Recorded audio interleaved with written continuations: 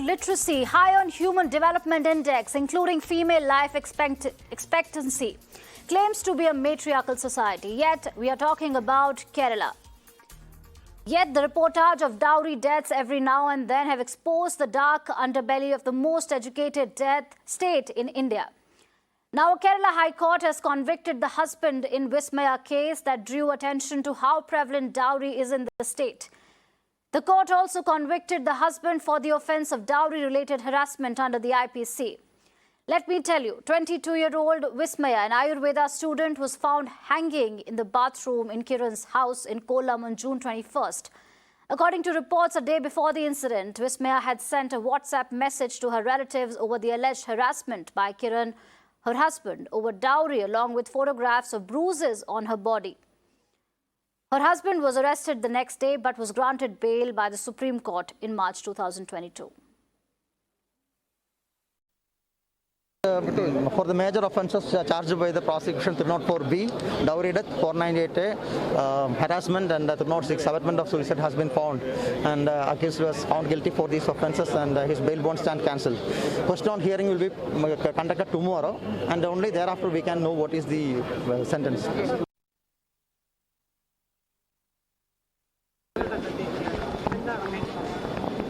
തെറ്റ് ചെയ്തു 100% തെറ്റ് ചെയ്ത് കോടതിക്ക് നല്ല ബോധ്യമുണ്ട്. കാരണം അതിനുള്ള തെളിവുകളെല്ലാം ഉണ്ട്. തെളിവെല്ലാം അവൻ്റെ ഫോണിൽ നിന്നുള്ള തെളിവാണ്. അപ്പോൾ അത് കോടതി നല്ലവണ്ണം സമ്മതിച്ചു. അതിനുള്ള ശിക്ഷയാണ് കിട്ടി. ഈ ശിക്ഷയെന്ന് പറയുന്നത് നമ്മളെ സമൂഹത്തിൻ്റെ ഒരു മെസ്സേജും കൂടിയാണ്. എല്ലാവർക്കും ഇതൊരു പാഠമായിരിക്കട്ടെ എന്ന് പറയുന്നു. അതെ, ഈ ശിക്ഷ ഇത് തന്നെ മതി. ഇത് തന്നെയാണ് ശിക്ഷ. മതി, കുഴപ്പമില്ല.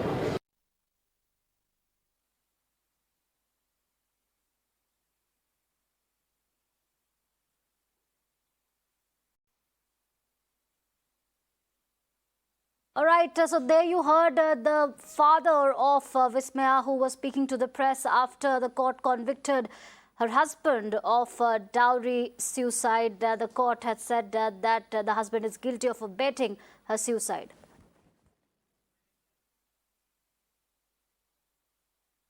All right, for more on this, I'm joined by Vivek on the broadcast. Vivek, thank you for joining us today. You know, this case grabbed the national headlines when Vismaya ended her life, and today the court has found her guilty of abuse over dowry. Tomorrow is the quantum of sentencing. Could you take us through the background of this case and how this case exposes Kerala's dowry problem? See, Kiran Kumar, a motor vehicle inspector, and Vismaya, who's a bachelor of Ayurvedic medicine, BAMS, got married in 2020 in the March, March, and it was on the 21st of May 2021 that Vismaya was found dead under mysterious circumstances in a bathroom in her husband's house. The very next day, Kiran Kumar was arrested by the police.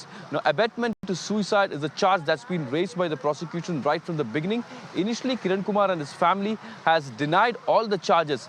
But remember, the most important part of the investigation was that just 9 days after the marriage, that Vismaya had sent an audio clip to her father, clearly explaining about the kind of torture which she was undergoing at her husband's house in Kollam, where she was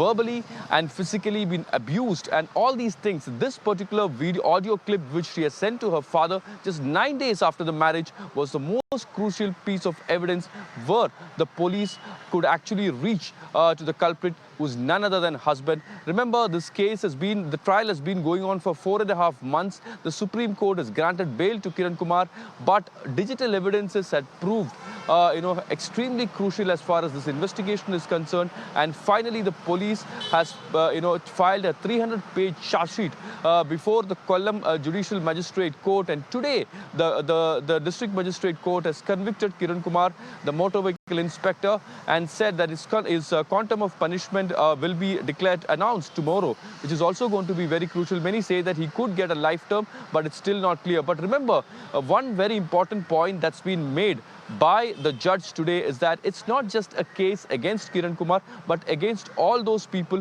who are harassing their wives, especially dowry harassment. All those, it's a clear signal to all those people who are making these dowry harassment in Kerala. As you said, yes, Kerala is one of the most literate state in the country. But these kind of unfortunate incidents has been reporting every now and then, especially in the last 2 to 3 years. The number of such cases have increased to a greater extent, which is indeed a matter of concern. This investigation has, right from the beginning, there was clear-cut evidences against her husband, because there has been a number of circumstantial evidences. People who saw, prima facie saw, this 22-year-old student, a medical student, was harassed mentally and physically. There was one such instance where a younger brother had to intervene, while she was physically assaulted. He has to come and stop the husband, but the younger brother was pushed down to the ground. So such, unfortunate incident had happened many a times, and police has made a watertight case as far as this investigation is concerned. Governor Arif Mohammed Khan has reached her house at one point of time, and he has also spoken about this in very large. A very, very shameful and an unfortunate incident, but finally the court is coming and is coming out clearly against all those people who are kind of indulging in such dowry related harassment and also abetment to suicide. Remember, abetment to suicide and 298A and 306 are the sections that's been charged by the IPC. Very serious charges, and these charges has finally led to conviction of Kiran Kumar, who is a motor vehicle inspector. Remember, he was dismissed from the service a few months after this particular incident, but he approached the Kerala High Court, then he approached the Supreme Court, where he also managed to get a bail. But the Kollam Judicial Magistrate Court has finally convicted him, and tomorrow his quantum of punishment will be announced. Back to you. All right, thank you, Vivek, for these updates.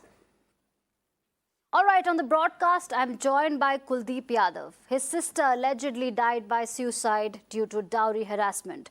Kuldeep जी, आपका बहुत बहुत स्वागत है हमसे बात करने के लिए, और बहुत बहुत शुक्रिया अपना वक्त देने के लिए।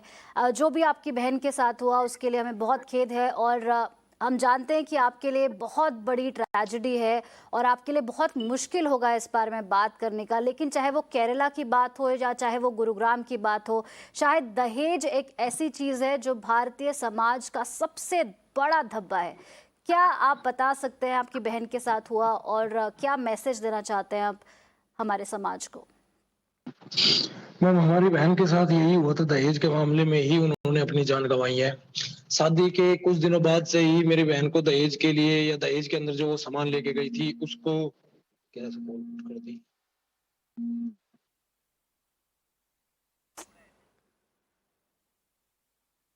All right, I apologize for that technical glitch. We'll try and reconnect with Kuldeep Yadav in a while. So, all right, Kuldeep Yadav is back with us. Kuldeep जी आप कुछ बोल रहे थे? हाँ जी मैम, मैं यही बता रहा था कि जो आप लोग ये दहेज के ऊपर जो ये बात कर रहे हो, ये हमारे समाज के लिए एक बहुत बड़ा धब्बा है, लेकिन ये हमारे समाज का एक अंग भी है। ना चाहते हुए भी लड़की के माँ बाप को दहेज देना पड़ता है, उनकी मजबूरी होती है। हमारी बहन के साथ भी यही हुआ है कि उन्हें दहेज के लिए प्रताड़ित किया गया था, उन्हें दहेज को लेके उन्हें मेंटली टॉर्चर, उन्हें मेंटली हैरेसमेंट किया गया था। इसी की वजह से मेरी बहन ने सुसाइड किया है। जी, तो रितु जी की बात हो रही है, तो आपकी जो उनसे लास्ट टाइम क्या बात हुई थी, क्या उन्होंने इस बारे में डिस्कस किया था कि किस प्रकार की जो दिक्कतें हैं उनका सामना करना पड़ा है, किस प्रकार का अब्यूज उनके साथ हो रहा था? क्या उन्होंने इस बारे में कभी आप लोगों से बातचीत की, या अगर आपको पता था क्या आप लोगों ने उनको कहा कि आप घर आ जाओ, आपको जरूरत नहीं है वहाँ पे रहने की? एक्चुअली मैम, हमें पूरी बात का नहीं पता था, हमें इस पूरी बात का नहीं पता था कि उनको दहेज के लिए इतना ज्यादा मेंटली टॉर्चर किया जा रहा है, क्योंकि मेरे पिताजी की और मेरे माताजी की तबीयत बहुत ज्यादा खराब रहती थी, इसलिए उसने हमें कभी भी खुलकर घर पे ये पूरी बात नहीं बताई कि मुझसे और दहेज के लिए ऐसे ऐसे किया जा रहा है मेरे साथ, मतलब जो भी मेंटली और फिजिकली उनके साथ टॉर्चर किया जा रहा था। लेकिन जाने से पहले वो अपने सुसाइड नोट में बिल्कुल साफ साफ लिख कर गई है कि उस लड़के ने मुझसे शादी सिर्फ मेरे दहेज के लिए की थी, दहेज के अलावा कोई रीजन नहीं था मुझसे शादी करने का, ना वो मुझे पसंद करता था। जी, हाँ जी। जी कुलदीप जी, आपका बहुत बहुत शुक्रिया हमारे साथ जुड़ने के लिए, हमसे बात करने के लिए। और हम यही उम्मीद करते हैं कि आप लोगों के साथ न्याय हो और इस केस में एक निष्पक्ष इन्वेस्टिगेशन हो, एक जांच हो और आप लोगों को न्याय मिल सके। All right, I'm joined by a special guest, Rekha Agarwal, who's a family court lawyer and women rights activist. Rekha Agarwal, thank you for making time and speaking to Mirror Now. From Kerala to Gurugram, the story of India still remains the same. We are talking about 2022. And here are the stories of two women whose, in one case, the family could not give a fancier car. We're talking about Kerala, and this woman was abused and abused and abused, and it was just a year-old marriage. She died by suicide, and today her husband has been convicted of abetting her suicide. In your experience, how many cases like these do you see in 2022? Do you think the society has changed at all? Not at all. It's very, very sad that while we're in May 2022, we are still talking about a horrible practice in a society which Kuldeep ji still just spoke about. That whether we like it or not, we have to accept the fact that dowry, is still prevalent in a society, and the demand for dowry. And the girls' sides have got no choice but to kind of succumb to the pressure which is put by the prospective son-in-law and his family members. Because in the beginning, they think that, let us give something, whatever is beyond within our means, so that our daughter is happy, and she is able to, settle down in the married life. But ultimately, despite the fact that girls are getting more and more educated, now Gurugram is, one of the, it's just a part of the NCR of Delhi, and most of the people who live over there are highly educated in the corporate culture. Youngsters are living over there. Same goes with Kerala, where the literacy rate is highest in our country. Yet, despite that, both these cities, are a reminder of the fact that even though we are now in the year 2022, despite the fact that education is being given to our daughters, and they're now standing on their own feet, but the boys and the boys' families have yet to change their ways, and they still think of a prospective wife or a bride only as somebody who gets in a lot of gold and a lot of money and a big car. And if those demands are not met, sometimes they're done in a very direct manner. Sometimes the harassment is in a very direct manner. Sometimes it is in a subtle manner. And when it is done in a subtle manner, it may drive a girl, to commit suicide, or it may even be in an indirect manner where the girl may say, no, I cannot take it anymore. So the very fact that in our country, in the Indian Penal Code, the lawmakers had to introduce a section such as Section 498 Indian Penal Code. This was particularly to protect those girls who are being tortured physically, mentally by their husbands and in-laws for dowry specifically, and to the extent that they were being driven to suicide. In the Kerala case, I'm very happy for the fact that the Kollam court has ultimately been able to, the prosecution has been able to prove its case. Most of the time what happens is that the prosecution makes a very loose charge sheet and the accused is able to literally get away with murder. Our police in our country, unfortunately, I do not want to say so, but they are known to be succumbing to temptation. And when they deliberately file a charge sheet which is not able to take the guilty, to its logical conclusion, then most of the time, the criminals go scot-free. But in this case, I'm thankful that yes, the Kollam court has been able to, prove the case. The Kollam police has, thankfully, filed a watertight charge sheet, and the guilty has been brought to book. This is an eye-opener for the whole of our country, that please stop treating our daughters, as just commodities who bring in gold and silver and, expensive clothes and cars and, foreign holidays. The very fact that somebody has given away his daughter, what more can a father do but give away a piece of his, apne dil ka tukda de deta hai, So after that, torturing a daughter, a girl for dowry, there can be nothing more shameful than that. Nothing can be more shameful than that.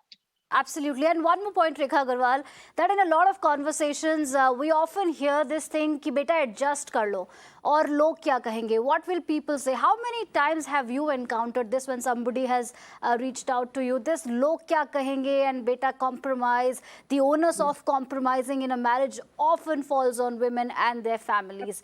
What is this the biggest culprit ki beta log kya kahenge?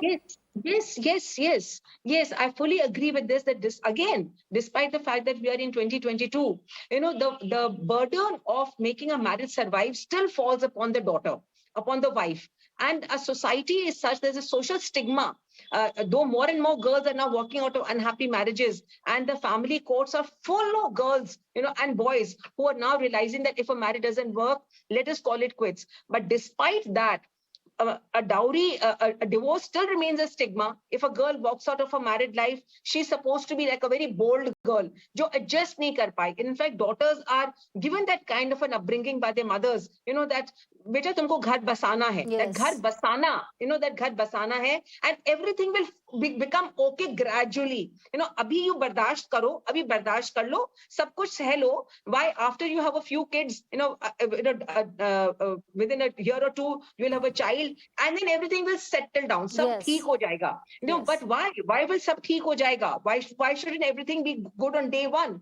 And the burden of making the marriage survive falls on the daughters, on the wives. And a failed marriage often brings stigma not only to the girl but even to her parents' family. Ki maa ne kuch nahi sikhaya. Yes. She never got a good upbringing. Iske maa Yes. baap ne kuch nahi sikhaya. Her mother is very interfering. Instead of telling her to adjust in the house, her mother is encouraging her to walk out.